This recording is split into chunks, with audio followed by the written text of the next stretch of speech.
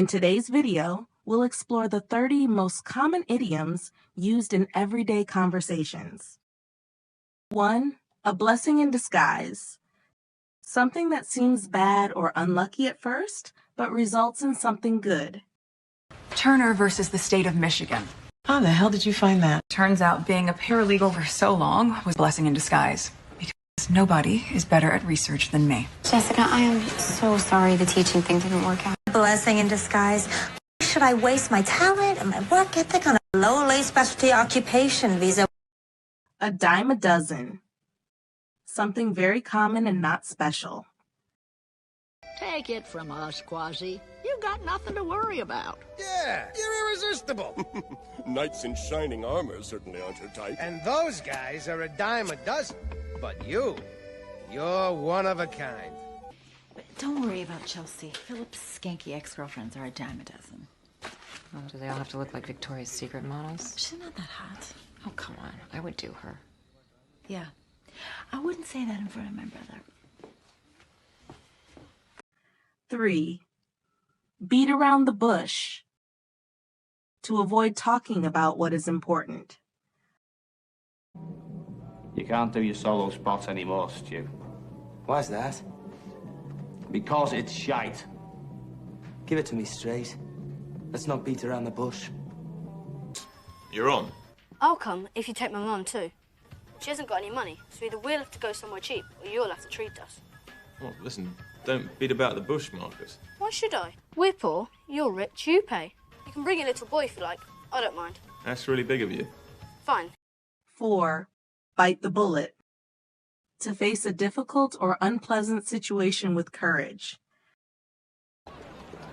Tell him you love him. Bite the bullet. Guess it's time to bite the bullet. Yep. Can't keep the quarantine a secret, so good luck. Well, me good luck. You good luck. You're telling them too. You wanted to lead. Which allows me to delegate and share responsibility, which I'm planning to do. You're done here.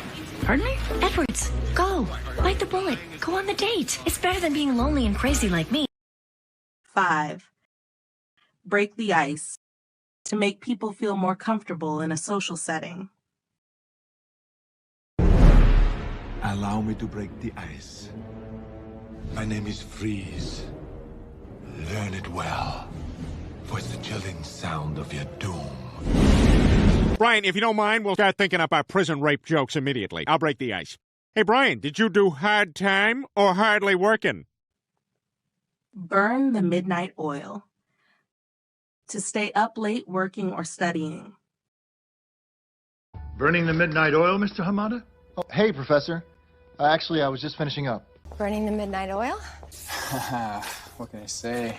Being everybody's bitch really sucks. Yeah, well, it won't last forever. 7. Caught between a rock and a hard place. To be faced with two difficult choices. You're someone we'd be very happy to do business with. If he finds out I'm even talking to you, he could have me killed. Then we're both caught between a rock and a hard place. Troubles. Well, my wife has me between a rock and a hard place. That's her job. You should respect that. 8. Cut corners. To do something in the easiest or cheapest way, often sacrificing quality. Okay, great. Now, look, boys, on the last few, we might have to cut a few corners, all right? All right. Just little things like engines.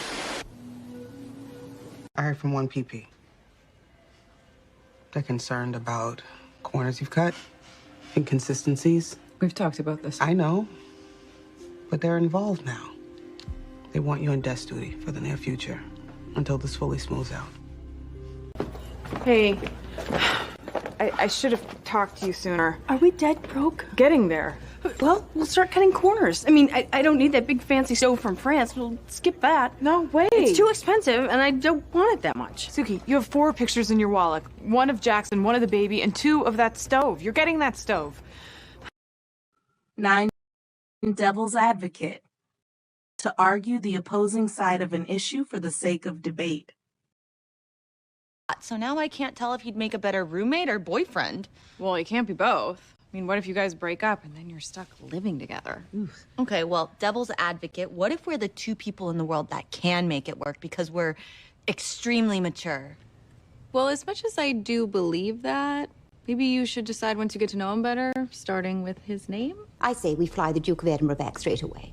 That's one thought, Your Majesty, and it's a good one. The devil's advocate might argue, and I'd be interested to hear Michael's thoughts on this, that the Duke's early return, obviously stage-managed by the palace, might appear too much of a concession to the newspapers and pour even more petrol on the flames.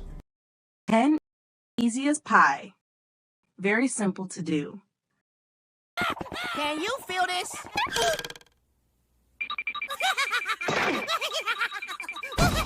Hey, give me that. Buddy, relax. We'll handle it. I mean, take care of it. Easy as pie. See? It's all over, Mickey. And you're all alone. And now with you finally out of the way, getting rid of the princess will be easy as pie. Wanna bet? That's a sucker bet.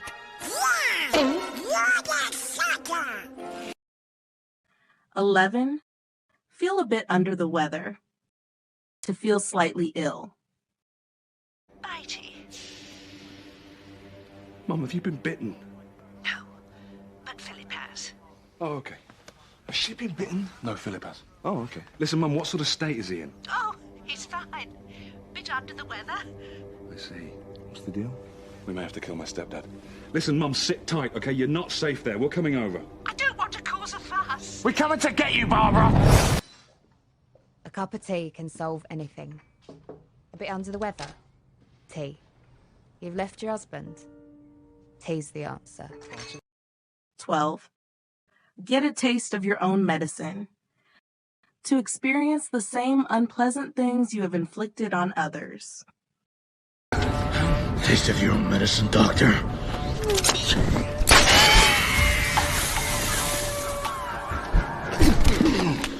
What have you been doing here?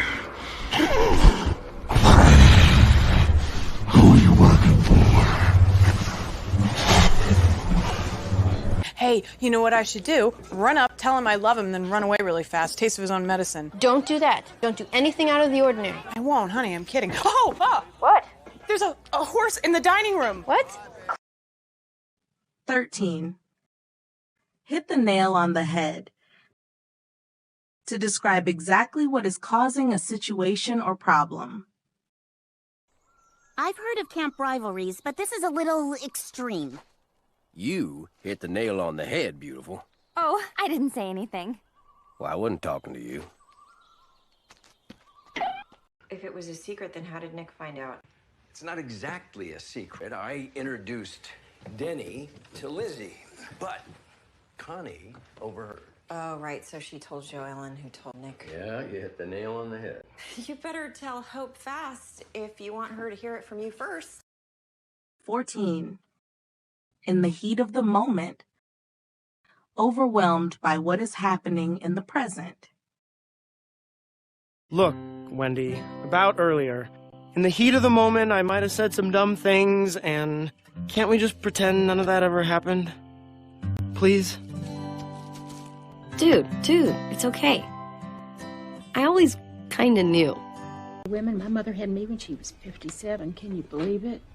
I don't think I can. Dr. Sturgis and I've been dating for some time, and we really try to be careful, but you know how it is. Heat of the moment. 15. Kill 2 birds with 1 stone. To accomplish 2 things at once. Is there a hammer in case one of them comes back to life? No hammers. Well, I guess you have to use your bare hands then.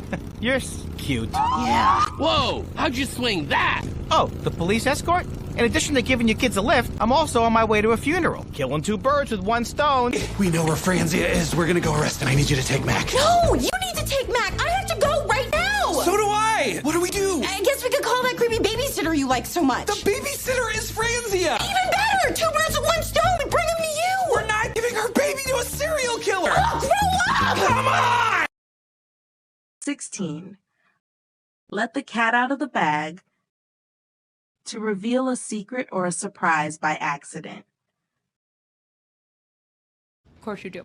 Well, I follow her on Instagram, and she posted the funniest story from rehab today. I know that Erica is in rehab with Carissa, and you're calling me Nora. So, is the cat out of the bag? Get out of my house. What I had to do. It's not my fault if society doesn't approve of men being friends with mature women. Literally no one has a problem with that. Ah. Well, in that case, I did what I didn't have to do. Well, Richard, there's something you should note. Samantha, wait! It's okay, boys. The cat's out of the bag. Yeah, or more like the large pink naked rabbit. 17. Once in a blue moon. Very rarely. God, I'm so sick of doing everyone's job for them. It's like, help me out a little bit, just once in a blue moon. Now, I know that you're really busy with your hair appointments and your Watsu massages and your attempts to stay young so your husband won't leave you. But here's an idea. Why don't you try eating dinner with your child every once in a blue moon? And a heads up here, lady. Try smiling once in a while. People hate you. 18. Piece of cake. Something very easy to do. See? Told you I'd get you in and out without anyone knowing. Piece of cake. Piece of cake? Did you see the 70 feet of my father's going to kill me growing from my head? Nick, we'll contact you as soon as we find the parents, so you can kick some alien buttocks. Piece of cake. Okay, scouting party, follow me. Down through there and 2 kilometers. Easy walk to the border. Piece of cake. Come on, Army. 19. Raining cats and dogs. Raining very heavily. Whoa! It's raining cats and dogs out there. I hope they make it back all right. Heads up, Andy's coming. Yes, I'm starving. Robin, what did they make you call Tropical Storm Hector when it was raining cats and dogs? A hurricane. Wow, it is raining cats and dogs out there. Holy moly. Phyllis says the same 12 cliches every time it rains. So, I promised everyone that if she says them all by noon today, I will send out for hot chocolates. 20. See eye to eye. To agree fully with someone. Where did I go wrong? Raven's not much of a conversationalist, is she? We don't exactly see eye to eye to eye. Yeah, I irritate the snot out of her, too. She must have a thing against powerful men, you know? Still clutching those 2 coins. She used one to start a small sandwich shop, and the other she held on to and passed it on to my father, so he'd never forget the sacrifices made to carry on our proud Demas name. And your father passed it to you? We didn't see eye to eye. In fact, he vowed he'd take the coin to his grave rather than give it to me.